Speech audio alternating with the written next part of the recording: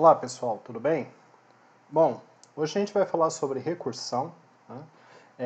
Recursão ela é uma técnica usada na programação e ela consiste em você programar um método que chame a si mesmo, direto ou indiretamente, tá? Então, quando um método faz isso, ele é dito recursivo. A gente viu que em Java, né, os métodos são os correspondentes, né, às funções ou procedimentos na programação em C, certo?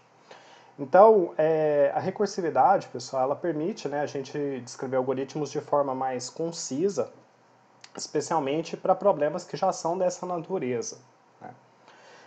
Então, eu dou aqui como exemplo para vocês o cálculo do fatorial, né? Se você quer saber o fatorial de n, né, representado por n asterisco, né, seria a, a representação, né, de n fatorial, como é que você calcularia isso à mão, né? Bom, primeira coisa, você precisa saber que fatorial de zero é 1, isso por definição, tá? Então, o fatorial de n é definido por n vezes n menos 1 fatorial, certo? Então, essa aqui é a fórmula de n fatorial. Mas, para você descobrir o resultado disso, você precisa saber quanto é n menos 1 fatorial. Então, aplicando, né, a mesma fórmula para n-1, a gente vai ter que o fatorial de n-1 é n-1 vezes n-2 fatorial. Ou seja, o n fatorial agora, né, foi expandido para n vezes n-1 vezes n-2 fatorial. Porém, a gente precisa descobrir quanto que é n-2 fatorial. E aí a gente expande para n-2 vezes n-3 fatorial. Portanto, o cálculo total do n fatorial vai ser dado por isso. Ou seja, a gente vai ficar desmembrando, né, essa fórmula, né, até a gente chegar numa condição em que o termo a ser calculado fatorial seja zero. Concordam? Né? Esse fator da subtração aqui ele vai aumentando de tal forma que ele vai chegar a ser igual a n, e, portanto, n menos n vai ser zero, ou seja, zero fatorial. E a gente sabe que zero fatorial é 1. Portanto, né, quando a gente chegar nessa condição limite, basta a gente multiplicar todo mundo e a gente vai ter o resultado do n fatorial. Então, como é que a gente faria um programa para resolver isso recursivamente? A gente percebe que esse processo é recursivo porque ele vai chamando a própria fórmula para resolver, né, os fatores, os operandos dessa multiplicação, certo? Então, aqui eu tenho um método recursivo programado em Java para fazer esse cálculo, tá? Notem que eu criei uma classe aqui, né, chamada recursivo, uma classe só para a gente poder programar esse método e testar ele. Né? O método que é recursivo de fato é esse método aqui, né, fatorial, isso aqui é a classe, esse aqui é o método. E aqui eu tenho o método main. Então, olha só, né, como é que esse programa meu vai funcionar? Quando ele for executado, o método main, né, vai chamar a impressão, né, o comando de impressão, passando como parâmetro a chamada de um método, certo? A chamada do método fatorial, que está indicado aqui em cima, com o valor 5 como parâmetro. Então, o que ele vai fazer? Ele vai imprimir o resultado disso aqui. Né? Como é que ele calcula esse resultado de fatorial de 5? Então, ele vai chamar aqui o método fatorial de 5. Notem que aqui eu não precisei instanciar o objeto recursivo, tá, pessoal? Para poder usar esse método, porque o método foi declarado como estático, tá? E ele foi chamado diretamente dentro do main. Essa é uma forma que a gente consegue, vamos falar assim, programar sem precisar de instanciar o objeto, tá? Então, para eu, no caso, saber quanto que vai ser o resultado desse fatorial de 5, eu tenho que simular a execução desse método aqui. Ele é um método que retorna um int, né? E tem como argumento um valor também int, que nesse caso vai ser 5. Então, vamos imaginar que ele está executando com o valor 5. A primeira coisa que ele vai fazer é testar se esse 5 é maior que 0. Caso isso seja verdadeiro, e vai ser, né, 5 é maior que 0, ele vai retornar n vezes fatorial de n menos 1. Certo? Então ele vai retornar o resultado desse produto aqui. Tá? Bom, mas para ele calcular esse resultado, pessoal, o que ele tem que fazer? Ele tem que calcular, ele tem que chamar o método, desculpem, fatorial de n menos 1. Só que agora, né, o método fatorial é o mesmo que está sendo chamado, só que agora o valor que está sendo passado como argumento não é mais 5, é o quê? 4. Por quê? Porque o 5 é o n e aqui eu estou passando 5 menos 1, certo? Então vai ser 4. Então o que ele vai fazer? Nesse momento, ao invés dele retornar, ele não pode retornar ainda porque ele não tem o resultado desse produto aqui pronto, né? Ele tem que primeiro fazer essa chamada com o valor 4. Então é como se ele pausasse ali, né? Ele fica aguardando o resultado desse cálculo e a gente vai simular de novo aqui a chamada do fatorial com valor 4. Então, fez a chamada com 4, vai testar. 4 é maior que 0? Verdadeiro. Ele vai tentar retornar n vezes fatorial de 4 menos 1, ou seja, tentar retornar 4 vezes fatorial de 4 menos 1. Novamente, ele não tem como saber o resultado desse produto, porque ele precisa agora calcular o fatorial de 3, ou seja, 4 menos 1. Então ele vai novamente aguardar aqui essa chamada. Notem que eu estou acumulando, né, essas esperas de retorno para poder gerar o meu resultado, né? E isso é feito automaticamente pelo sistema operacional, tá? Então, o seu programa ele vai empilhando, vamos dizer assim, esses retornos, tá? De forma a poder, ao final, de fato, calcular a partir do, vamos falar assim, do último retorno, né? O resultado dessas multiplicações de forma encadeada, certo? Então ele vai agora fazer a chamada de fatorial de 3, vamos simular aqui, né? Fatorial de 3, ele vai entrar e vai testar. 3 é maior que 0? Verdadeiro. Entra dentro do if e tenta retornar 3 vezes fatorial de 2. Só que eu, novamente, não sei quanto que é o fatorial de 2 porque eu preciso fazer essa chamada. Então, mantenha ali na espera e faço de novo a chamada, tá? Fatorial de 2. 2 é maior que 0? Verdadeiro. 2 vezes fatorial de 2 menos 1, fatorial de 1, certo? Fatorial de 1 também preciso calcular. Mantenho na espera, faço a chamada. Se, no caso, 1 é maior que 0, ele vai tentar retornar 1 vezes fatorial de 0. Por quê? Porque o n é 1, 1 menos 1 é 0. Então, aqui nesse momento, ele vai fazer a última chamada, certo? Notem que eu também não tenho ainda como fazer a multiplicação, porque eu ainda tenho uma função aqui sendo chamada, né, com argumento 0. Só que na hora que eu faço essa chamada, né, esse n passa a ser 0, ele vai testar. N é maior que 0? Falso. Se é falso, ele cai no else e retorna 1. Então, notem, nesse ponto da execução, tá, nessa chamada em específico, em que o argumento era 0, eu caí no else e consegui finalmente retornar alguma coisa, né, que é o valor 1. Então esse 1 é retornado para aquela chamada que estava em espera, né, que gerou esse fatorial de 0, e esse 1 é multiplicado com o n daquele momento, que era 1 também. Né? Por isso que a gente fez esse fatorial de 0, porque era 1 menos 1. Então vai ser o resultado desse fatorial de 0, que foi 1, vezes 1. Ele vai retornar isso para quem estava esperando ele, para a chamada anterior. Qual que foi a chamada anterior? Foi o fatorial de 2, certo? Desculpem, fatorial de 1, que no caso era quando n era 2, tá? Então, quando n era 2, ele é 2 menos 1, ele fez a chamada do fatorial de 1. Então, nessa chamada, ele vai retornar quem? Né? Quem foi a chamada aqui? Foi o fatorial de 1, ele retornou 1.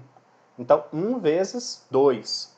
Né? Ele vai retornar esse 2. Mas tinha também alguém aguardando esse retorno, que era quem?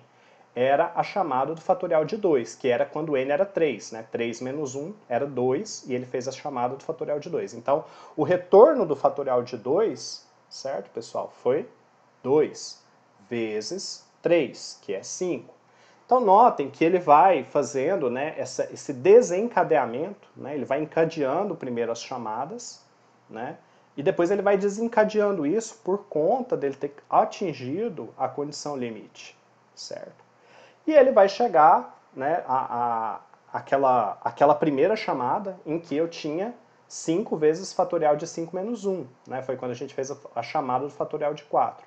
Então ele vai ter um valor lá, né, gerado por esse desencadeamento de multiplicações, que vai ser multiplicado com 5, tá? E aí finalmente ele consegue retornar isso para quem chamou o fatorial a primeira vez, que foi justamente esse system.out.println dentro do main, né? Então aqui dentro eu tinha feito a chamada desse fatorial de 5, tá?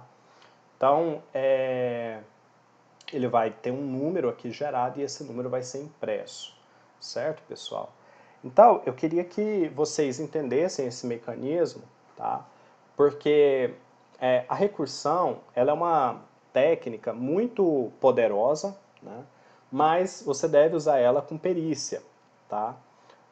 Em geral, bons programadores, pessoas que são, assim, vamos falar assim, programadores profissionais com grande habilidade, né?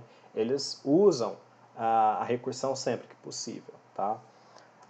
Bom, mas por que eu estou falando para vocês que tem que ter perícia, né? Por que não é uma coisa que só de você entender o conceito você deveria tentar aplicar recursão em tudo, né? Então é o seguinte, pessoal. O que eu preciso que vocês entendam, né? Em função do mecanismo como a recursão funciona, soluções que são problemas que são naturalmente recursivos, eles têm a possibilidade de gerar uma solução que se repita indefinidamente pelo próprio mecanismo que ele funciona, né? A gente viu no caso de fatorial que a gente só parou de fazer chamadas recursivas porque uma hora a gente caiu naquele else, certo?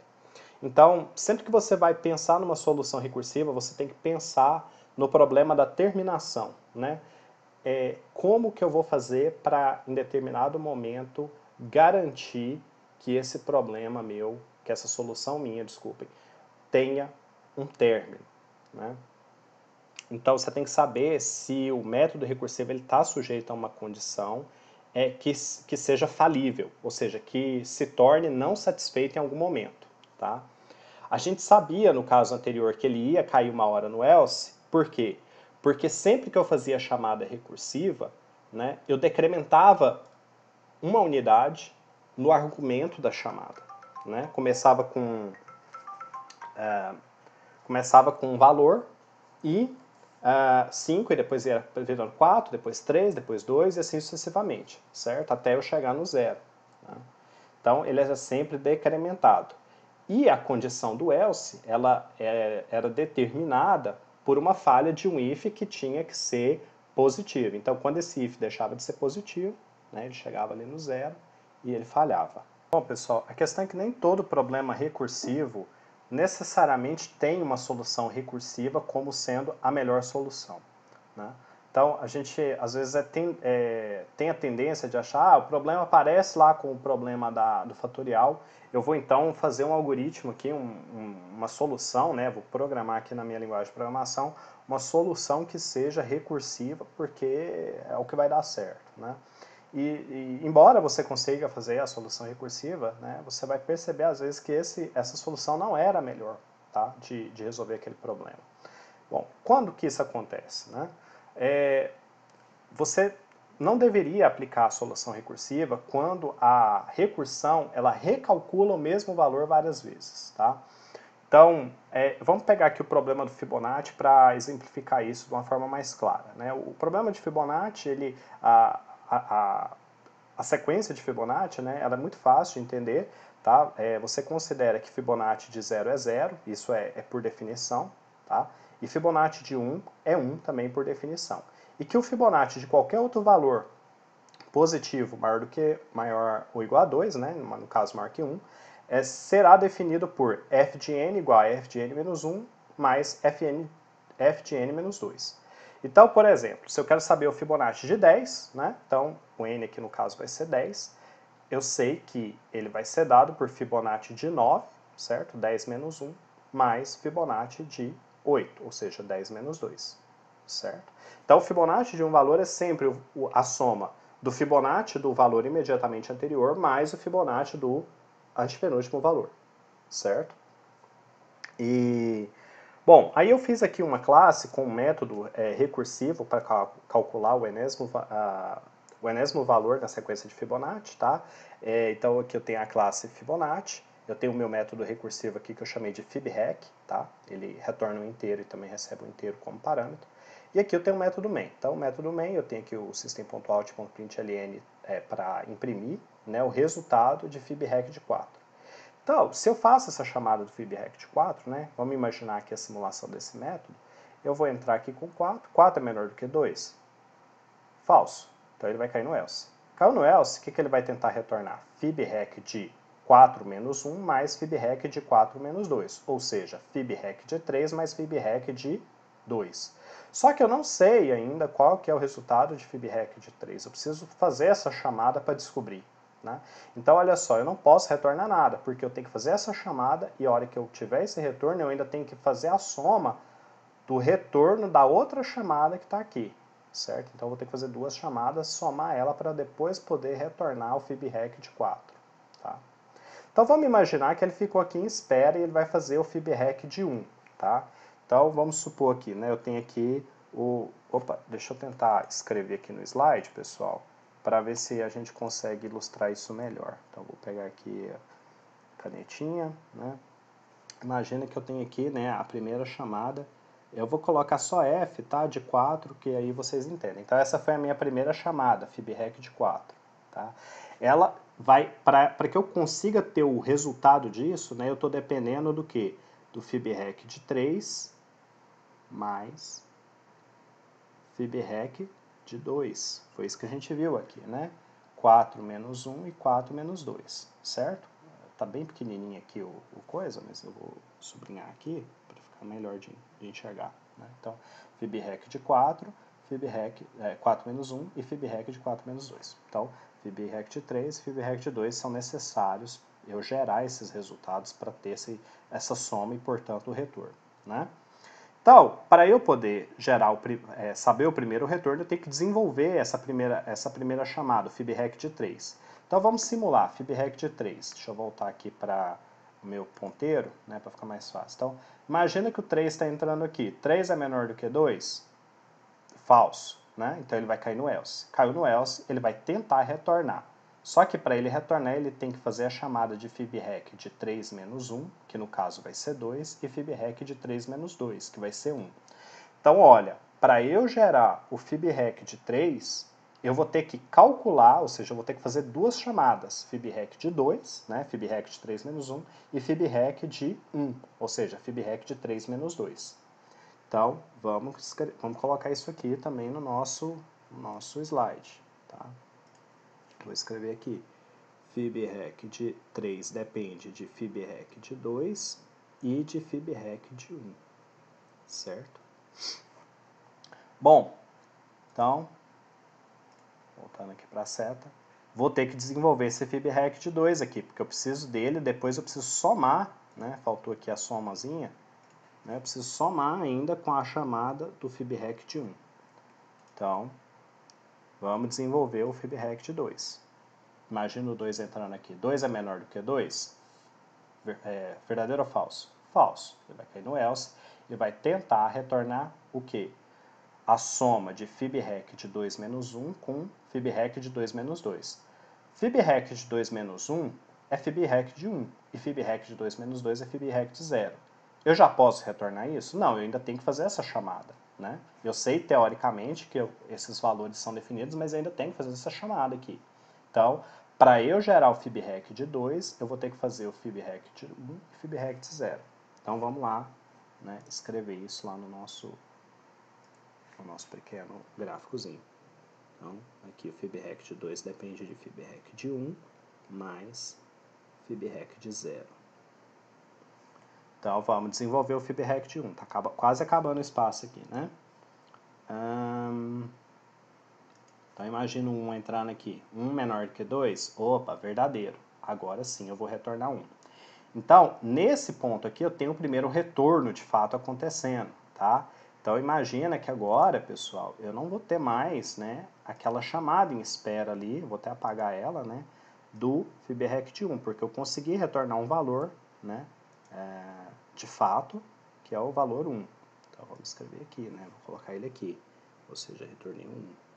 Mas esse é só o primeiro termo dessa soma, né? Eu ainda tenho que calcular o FibRect 0. Então, vamos simular. FibRect 0. Entra o 0 aqui. 0 é menor do que 2? Verdadeiro ou falso? Verdadeiro. 0 é menor do que 2. Então, ele vai retornar o 0. Opa, tem o meu segundo retorno. Ótimo. Então, vamos lá. Vamos apagar aquele carinha lá. Né? E vamos colocar o nosso 0.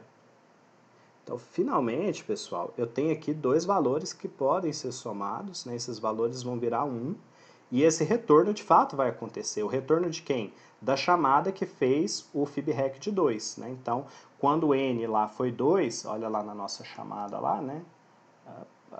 Vamos voltar aqui. Quando isso aqui foi 2, né? Ele fez essa chamada do FibRect 1 no FibRect 0, e finalmente eu tenho o 1 e o 0 aqui para ser somado, né? E retornado. Então, aqui nesse ponto ele retornou 1. Então, agora eu já posso ir lá, né, e apagar essa chamada que estava em espera, né, porque agora eu tenho um valor para ela, tá? Tem um valor 1. Mas essa chamada, ela era parte, né, olha só, ela era parte de um cálculo de soma para determinar o FibRect de 3. Eu ainda tenho que, para eu poder determinar o FibRect de 3, não basta essa primeira chamada ter sido resolvida, eu tenho que desenvolver essa. Então vamos lá, vamos chamar de novo, vamos desenvolver agora de novo aqui o FibRect 1. FibRect 1, né? Imagina 1 entrando aqui. 1 é menor do que 2? Verdadeiro, então eu vou retornar 1. Então, vou lá e apago, né, aquela chamada e coloco o meu 1. Vocês perceberam que esse FibRect 1, né, foi a segunda vez que ele aconteceu, né? Essa aqui foi, na verdade, a segunda vez que a gente calculou isso, né, esse FibRect 1. Não é a primeira vez que a gente fez essa simulação que a gente testou se 1 era menor do que 2. Onde a gente tinha feito esse teste? Justamente aqui, né, pessoal, quando a gente estava calculando o FibRect 2, ele também dependia do FibRect 1. Tá? Então, é isso aqui que eu estou falando para vocês, tá?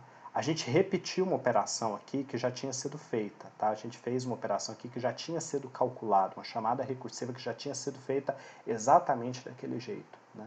E vocês estão percebendo, né, que isso aqui vai somar e vai dar um 2 aqui, mas ainda para a gente ter o FibRect 4, a gente depende desse segundo termo, e ele vai ter que ser desenvolvido da mesma forma que esse termo aqui foi desenvolvido.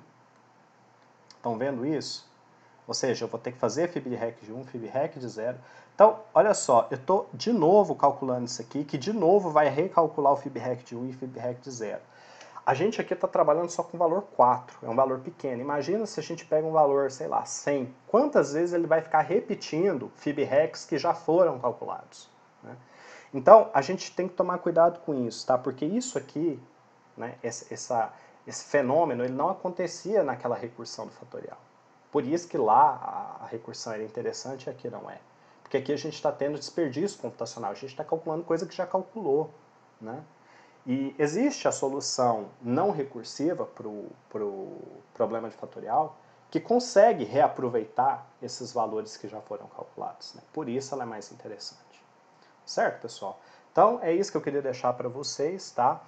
Façam a simulação do jeito que eu fiz aqui, né? Peguem um valor qualquer que não seja esse, de preferência, para vocês testarem. Façam à mão, né? Imaginando todo esse processo, né, de chamada recursiva, porque esse exercício, né, ele ajuda você a incorporar melhor o conhecimento. Tá certo, pessoal? Então é isso que eu queria passar para vocês e fico aguardando vocês no próximo vídeo. Até mais.